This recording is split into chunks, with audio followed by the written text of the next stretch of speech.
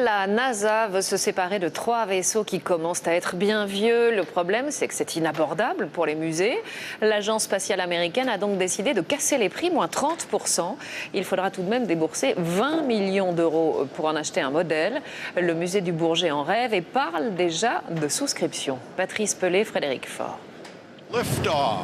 Véhicule spatial en très bon état, 30 ans de service, 100 millions de kilomètres au compteur. Attention, la NASA vend ses 3 dernières navettes. Hier proposée à 30 millions d'euros, aujourd'hui bradée à seulement 20 millions, c'est une affaire. Discovery, Atlantis, Endeavour, des mythes spatiaux de 100 tonnes. Le rêve un peu cher de tous les directeurs de musées du monde. Le musée de l'Air n'a pas les fonds propres pour ça, mais il peut faire appel soit des mécènes, soit des banquiers, tout simplement pour dire, bah voilà, entre 10 et 15 ans, à 5 € l'entrée, vous pourrez l'amortir. Ça peut être une opération, en tous les cas, faisable. On a dans le dos environ 2 litres d'eau en petits sachets.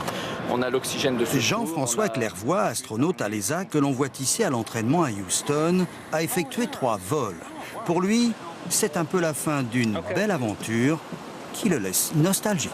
Pour moi, c'est quand même des événements dans ma vie les plus forts que j'ai pu vivre et qui me laissera les souvenirs les plus intenses dans ma mémoire. J'aimerais pouvoir les toucher jusqu'à la fin de ma vie de temps en temps. Donc s'il y en avait une en Europe, ce serait bien. À la fin de l'année, en septembre, tous les vols navettes seront définitivement arrêtés. Le musée de Washington a déjà réservé Discovery.